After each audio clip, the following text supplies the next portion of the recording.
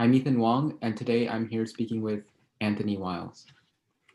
Hi, I'm Anthony Wiles. I am the National Student Poet representing the Northeast, and I am from Pittsburgh, Pennsylvania. So today we're just going to get into the questions.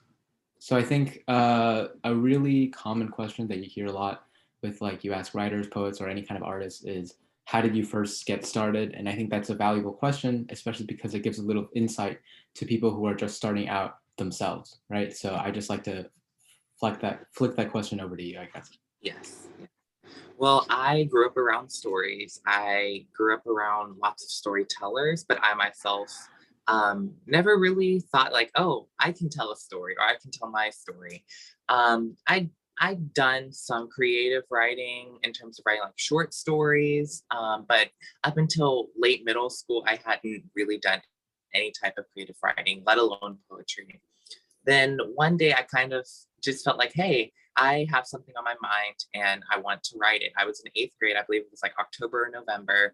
So this was in 2017, and I wrote a poem. And really, ever since then, I've been writing poetry, and my poetry skills have increased greatly from that time from eighth to 11, well, now 12th grade. But yeah, so only about 3 or 4 years have I been really writing poetry. Um, yeah. Yeah, I mean, I feel like that's a big part of it, which is that once you get something that you feel like you need to express strongly, it kind of naturally comes into some kind of form in which you do it, right? Whether that's poetry, Yes. songs, or Yeah. whatever. And poetry is such an intimate form that at least for myself, I feel much more comfortable expressing personal sentiments via poetry than other forms of writing. Yeah, there's just a lot more rawness to it because it's like even with like novels or short stories or stuff, usually the themes you'll like try to cloak them all in like varying levels of like character development, world building, or whatever. But with poetry, sometimes you just straight up just say it, and then it just feels Exactly. more intimate that way. So what sort of stories in general do you try to tell throughout your poetry? So I write a lot about place and space. So I consider myself to be an Appalachian poet, or more importantly, an Affrilachian poet, meaning that I'm an African American person from Appalachia. Appalachia is a 13-state region from New York to Mississippi. So it's a very large region, but it has kind of become a monolith in the public view, specifically outside of the region. And even sometimes within the region, there are a lot of misconceptions of what an Appalachian looks like and what an Appalachian writer should write about. So I try to tell Appalachian, more specifically Affrilachian stories. So I write a lot about place. I write a lot about home and meanings of home and the different ways that home can manifest itself. Um, Particularly within communities that are separated from their home place. So, like, as a member of the African diaspora, we bring cultural traditions from Africa that have manifested themselves in foodways, for example, within the United States, but then more specifically within the Appalachian community, we've brought stories and crafts and different traditions with us as we've dispersed across other parts of the nation. I write a lot about my own family and my own family history. Um, and I feel like in doing so, I'm paying respect to my ancestors, most of whom were illiterate up until about 2 or 3 generations ago, and didn't have the tools to tell their own stories. And I know that I will never be able to tell their story, but I can at least try to give some justice to them and their lives. And there a lot of poems that I write are simply about my own life and my own lived experiences. I use my poetry as a way to push social justice, and to I use my poetry as a tool in my activism. So I oftentimes will write poems that have overtly political or social justice themes. And I oftentimes will write about societal issues or different identities, particularly for myself. I have a lot of intersecting identities as a queer Black person from Appalachia. But yeah. Yeah, I mean, there's a lot in it, and I want to like just touch on this a little bit. But you mentioned like social justice, and I think these days, especially, social justice is such a big part of the poetry community, and it's such a like vital part of what poetry is shaping up to be. So when you write about social justice, how do you envision that poem like affecting people? How do you justify the poem in your head, basically? Well, first, I think any poem that is meant for an audience, not just something that is very personal, I think it should have a deeply emotional impact. And that can be any type of poem. You know, I can write a poem about flowers and that still has an emotional ringing in somebody. But I think oftentimes we have to invoke empathy, particularly when we're writing about social justice themes that not everyone can relate to. So for instance, if I write about racism, um, I know that, for instance, like not everyone can relate to my experiences as a Black person with racism, but I want them to empathize with it. So oftentimes, and I think this is good advice for any poet that is writing about social justice and that is writing about particularly controversial topics, so race, sexuality, misogyny, they should try to communicate universal themes. And I don't mean universal themes of just like, oh, unity and coming together, but it's also like, oftentimes we have to invoke that universal theme of pain and knowing that oftentimes when people are oppressed, there is a pain that is associated with it. So I will try, at least for myself in my poetry, to bring out those themes of pain to say like, hey, this is what a person who is being marginalized, this is what we feel. But it shouldn't just be about pain. It should be almost like a call to action to put an end to that hurt. And then you can bring in these themes of unity and working together and fighting for a better future. I think a lot of times social justice work is just about alleviating a current issue. But I think it should be, yes, alleviating that issue going on now, but how are we going to do better in the future? And I think as poets, we have this unique opportunity to talk about what's happening now, and we can address things that have happened in the past, but we also have this way to write into the future and write what we hope what the future will look like. Yeah, I think that's a great point, especially because there's like this line that gets kind of blurred where it's like, well, you want to write about these common things, but as sometimes you just don't want to repeat exactly what's been said time and time again, because at some point it becomes less impactful every time you just repeat the same thing. Exactly. Yeah. And so about all of that, with looking at the way you write about social justice, about place and belonging, and about your own personal life, what do you do when, even though you're like getting input from all these different sources, you come to a standstill where you don't really know what to write about, even if you might want to write? Writer's block. Yeah. It is not fun, and I always used to think like, oh, if I just write more, then maybe it'll go away. No, it'll always be here. So oftentimes when I am confronted with, say, a societal issue, I will try to write about it, or at least write down my own feelings, even if I don't feel particularly called to write. And there will be sometimes that I don't feel like writing, or that I feel like if I write something, it's not going to be of the best quality. So I will set it aside and come back to it later. Oftentimes I feel called to write, which is weird, but I feel called to write through dreams and through, I guess, like stirrings in my heart, if that makes sense. And anything can really inspire a poem, and it can inspire a story for me. And it might not be something, how do I word this? Normal, if that makes sense. So for instance, I can be walking in a crowded street and have no inclination to write, but I will see a bus pass by and I'm like, oh, I wonder where these people are going, and then I'll write about that. Or,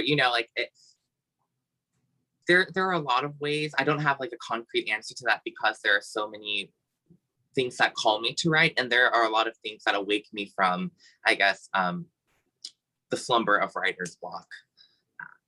Yeah, I mean, it's different for everyone, and even with the same person, it's different from time to time, so it's hard to say. Yes. So through all of your influences, what you've read about, the poetry you've read, and all the media you've consumed over time, right? How have you eventually come to a point where you can say, this is my style, even if it has influences from other people? And how did you get there? Yeah. So personally, I don't think I have a poetic style in terms of structure. Because personally, I think a poem is more about what message the words are conveying and not how the poem looks. And I differ from a lot of other poets and a lot of, I guess, poetic enthusiasts. So oftentimes like English teachers are like, this is how you write a poem and it has to be this way and it has to have iambic pentameter and it has to rhyme and it has, you know, I personally don't follow that school of thought. I think that a poem should make you feel something, and I think that it should make you want to do something with those emotions. I read a lot before high school. I definitely was your run-of-the-mill poet. I tried to make it rhyme. I would, you know, I had a set number of stanzas, a set number of lines per stanza. And I really never differed from that form. And I think that that definitely held me back in terms of what I could convey through my poetry. And so I feel like any person who wants to write poetry, they need to liberate themselves from that idea of this is a correct poem, because there's no one right way to write poetry. When I got to high school, I started reading a lot of Appalachian writers and a lot of Affrilachian poets. And I knew that I also had that calling to write about place and to write about the ways that Black people have existed in this place and have been left out of the narrative of this place, and to try to rectify that. So if I would say that I have a style, I would easily say I'm an Affrilachian poet. But because I know Blackness is not a monolith, regional identity is not a monolith, and because we all have these intersecting identities, as an Affrilachian writer, I write about food, I write about place, I write about love, I write about familial love, I write about romantic love, I write about societal issues. And so I feel like, yes, to an extent, I am an Affrilachian poet, but I am more just a storyteller, and I'm the keeper of my own story, and I have the ability to write my story. And, you know, our stories are constantly changing as we move about the world. Yeah, sorry, I don't want to make that too long. Oh, no, definitely. I think there's a lot of good points in there about getting influence from other poets, from being able to like kind of see, okay, so here is how I'm similar to these other poets, but here is how I'm going to differentiate myself, or like try to include all these other aspects in it, right? Exactly. And build up, I think what's more important than that is building upon the work that has already been done by them. Because, you know, like I said, there's no one right way to write a poem, but there's never a fully told story, because our stories are constantly changing. And my hope is like one day somebody will add on to what I've written, and they will add to the Affrilachian literary canon. You know, like it will continuously be evolving and changing, because people change, places change, people get old, people and their stories do die off, but we do have a responsibility to tell our own stories while we're still here. Yeah, definitely. And I just want to, we've been talking about this for a while, but I just wanted to give the opportunity to elaborate, if you wanted to, about how exactly being an Affrilachian poet has affected you. Like, what does it mean to you? And how does that, I guess, function as a driver of your poetry? You see, as you said that, a smile came across my face. To me, more than anything, it means pride, and it means being heard and being seen. Because, for instance, I grew up as a Black person. I still am living as a Black person in an all-white community. And so because of that, I grew up within predominantly white spaces my entire life. And with that comes not being seen and not being heard too often. And so I often did rely on the stories that were passed down from in my own lineage about themes of home, of place, and of belonging. I think a big thing was being reared around my family and reared around this sense of belonging, to then come to the world and say, hey, I am an Appalachian, I'm a Black person from Appalachia. And they say, well, no, that's not true, because Appalachia is this, it's poor, white, and rural. No, it's not. So taking back that power of narrative and saying, I am from Appalachia, but I'm an African American, not just a Black person, because Blackness is very complex. And it's not a monolith. And even being an African American is not a monolith, but Black people, and specifically African Americans who are descendants of enslaved people in these mountains and in this region, have a very unique story that for too long, up until about a generation ago, when Frank X. Walker and other Affrilachian poets really started to say, hey, our stories need to be told and our stories need to be valued. To me, that's something that is so inspiring. To even call myself an Affrilachian poet, it comes with a responsibility, because for too long our stories have been ignored. And so to me, it feels like we have a story. A lot of Affrilachian writers that I read, specifically Crystal Wilkinson, does a great job of writing about the past, because we have a responsibility to not only tell our own stories to change the narrative currently, but we have a duty to rectify the wrongs committed against our ancestors who have been in these mountains and who have been ignored for too long. So we have this duty of telling their stories and our stories, and also working to change the narrative so that in the future there is a very diverse view of Appalachian. There are a variety of diverse voices coming out of the region. So sorry to make a long story short, going back to your question, to me, being an Appalachian poet comes with a sense of responsibility, but a sense of pride, and a sense of knowing that you are creating change. You're actively creating change by just telling your story.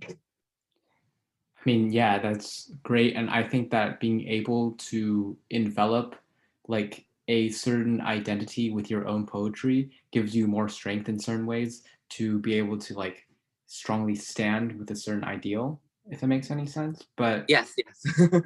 but like we've been talking about stories, and I think from what we've talked about, I kind of know the answer, but would you say that for you, when you write poetry, it's because there's already a pre-existing story that you're drawing on, or would you say that poetry creates certain stories for you in the poem, if that makes any sense? I would say both, because it depends on what you're writing about, because I can honestly, and this is just a unique thing, and I think you can relate to this as well. You might come to a poem knowing what you're going to write about, but by the middle of it, like the story is completely changed, and you just have to go with the flow, and ultimately, the end is beautiful, So I would definitely say both, because, like I said, I can tell my story, and I can create a call to action, and create a vision for the future. But I also want to tell the stories of those who came before me. So I would just say both. Yeah, I think that's definitely true, and it's kind of hard to differentiate sometimes. But I think asking Yeah. that question gives some insights on what exactly the thought process is when you draw from something or when you create something. Yes. And last question before we go into the reading, which is, when you're writing poetry, how much do you feel you're just kind of waving around to find something inside, or how much of it do you think you already can kind of plan out before you get started? I guess it depends on what you're writing about. Oftentimes for myself, I consider there are two things that I write about: the known and the unknown. And those things can transcend time, place, and experience, in the sense that I can know a story from what I've been told about it, and I can then try to write about it, or I can know something from what I have lived, but there's also so much that I don't know. So for instance, I'm trying to think back of specific instances. For instance, when I write about my ancestors, I know the names, I know the faces, I know the places, but too often I don't know their story. So I would consider that the unknown. And then, for instance, when I write about myself, I know of specific lived experiences that I have gone through, and I can write about that. So it doesn't feel like just drifting along. It feels like, oh, I know exactly what I want to write about, and here's how I want to write it. And I think writing about the unknown does give us some creative license to say, hey, we can transcend these experiences, these timelines, and imagine. I think it has to do a lot with imagining, not necessarily making things up, but really imagining how people lived and how people moved around the world and how the world saw them, and how they saw themselves within that time, if that makes sense. And from that, I think some of my most beautiful poems and my most beautiful stories have come about. And I would definitely say, don't restrict yourself. Don't come into a poem, or, well, you can, because like just, I'd say don't come into a poem thinking you're going to know exactly what it's going to look like at the end, and that you should stick to what it's going to look like. Because I'll be honest, when I write a poem, oftentimes I go back and change it because I know it can be better, or I want to tell this story in a different way. So I would say free yourself from that. Just go along with the words, honestly, and have fun with it. You know, like have fun and live in your stories, and really, because from that, like something beautiful will arise, regardless of what it looks like. It might not be what you imagine it to be, but it will be beautiful. And I know it'll have an impact on somebody. Yeah, that's a great message. And I think a lot of what you said is definitely so true when it comes to my own process as well. Yes, yes. I think a lot of poets can relate to that. Like Yeah. we just never know what the poem's gonna look like, even though we have this great vision of it in our head. It always differs. And that's a good thing. Yeah. So if you're ready, we can go and get into the reading now. Yes. I will read 3 poems. I'll try to make them a little short. My first poem. Do you want me to explain the poems, or just go ahead and read them? You can explain them. Oh, okay. That might be a little longer. So my first poem is called Home Again, and I write about my family's home place in southern West Virginia. It's a former coal camp. It's known by the name of Crystal. It's mostly abandoned, but to me, there's still so much life within those hills and within that holler and within the destruction and abandonment, because that's where my ancestors made a life for themselves, and they planted the seeds of their dream that have now spread across the country. So to me, returning there is home, and returning to a home that looks one way on the outside, but it feels different on the inside, if that makes sense, in terms of like emotions and attachment to the place. So this is called Home Again. My soul yearns to return to Crystal, to any home that is not my own. After a childhood spent away and pandemic years locked away, I wonder if the place of my memories and ancestral dreams still remains. My body longs to sit on the banks of Crane Creek, looking up at Belcher Mountain, the ruins of my grandmother's childhood abode, and sun-filled yet clouded skies blanketing the holler I clung to on days when I questioned my place in this world. My ears hope to hear the voices of Pilgrim Church yet again, a harmony of old and new. Sure, she was dying, but there was still so much life within her lumber skeleton. Coldness envelops my body where reunion t-shirts should wrap my boniest parts. My mouth waters at the thought of Miss Vicky's collard greens and crumbly cornbread kissing my lips once more. My legs crave the aching stiffness of 3, 4, 5-hour car rides to the double panhandle state, smashed between relatives, telling jokes, eating snacks, and pissing on the side of the road. Sweet memories were made. My spirit pulls from my body, searching for a day where I can walk the grounds of Oak Grove and Rocky Knoll and all the colored cemeteries in the verdant hills of the South, where my kinfolk rest their buried heads. My dreams take me back to a Crystal, to a West Virginia that exists only in the past, my past, and photos on the living room wall. This hazy, dream state romanticized version of a home that no longer exists allows my soul to escape the ominously eternal suffering that is life in a pandemic and the pain and perpetual isolation that defines so many of our experiences as Black people in Appalachia. It is here in between the astral plane in 2021, I find home again. And I will say about that poem, I came into it thinking it would look one way and it would sound one way. And I've gone back and changed it so many times, and I'm so happy with how it has come about. So that right there is a shining example of, you know, your poems are going to change and they will constantly change.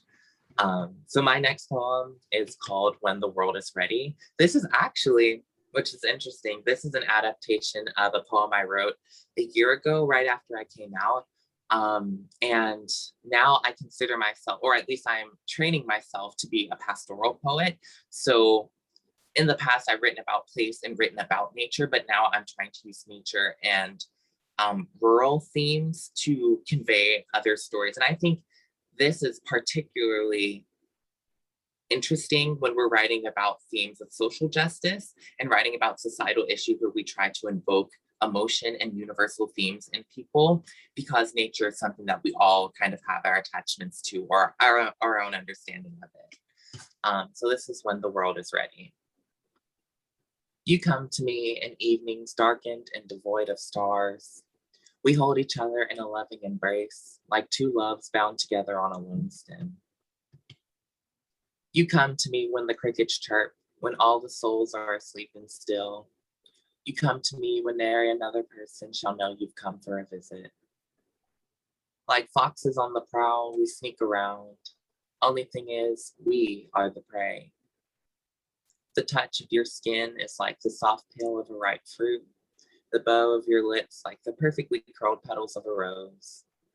Your eyes sparkle like crystals. Your smile brightens even the cloudiest of days.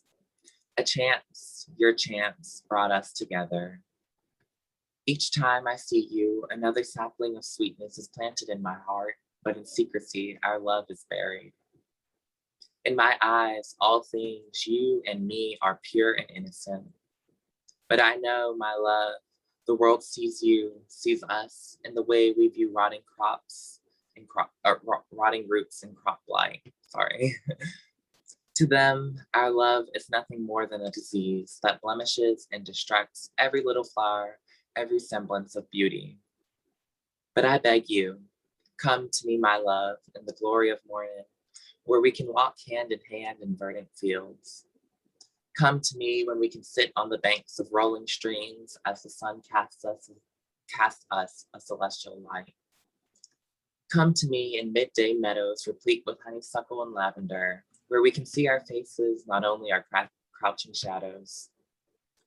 No longer shall we be confined to lonesome night secrets, back porch shame, and hushed whispers of wince and regret.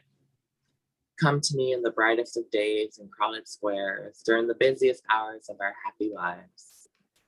Come to me in a world where folks like us can exist, can be free. Come to me, my love, when this broken world loves us just as much as I love you and you love me.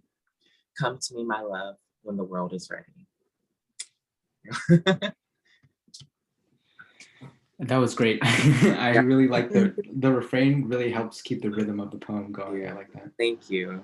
Yeah, that poem is definitely a labor of love. I do have a very short poem that's about like 6 or 7 stanzas. Okay. Do we have time for that? Okay. Yeah. This one is just, I thought it was appropriate because we're still in the month of July. And this is just an ode to my childhood summers. And I thought it's good to end on a happy note. This is called July Moonlight. The screen door slams, chicken fries in the skillet as bacon grease gels on the back of the stove. Sweet red Kool-Aid swims down my throat, making love in my belly with green tomatoes and corn and watermelon and salt. The back porch still smells like smoke from yesterday's cookout. Ribs and potato salad are tucked tightly in the fridge. We catch fireflies in mason jars, swat away gnats and mosquitoes in the dusky glow of July moonlight. I smell like outdoors and the sweet musk of summer sweat. Cold showers and electric fans are my evening lovers. Tonight, the harmony of crickets and cicadas and the whistle of a distant freight train lullaby me to sleep. I like that. There's a lot of feeling, and I can definitely like feel it like drenched in nostalgia in there, and I really like that. Thank you. Yeah, I love, like, more importantly, as a writer and as a poet, I think, yes, we should live within our stories when we tell them, but we should write stories that invite people in and welcome them and make a place for them where they feel that they are just as much a part of the story as you, the writer, are. Yeah, I think those were all great. And Thank you. Is there anything you want to, like, any closing remarks before?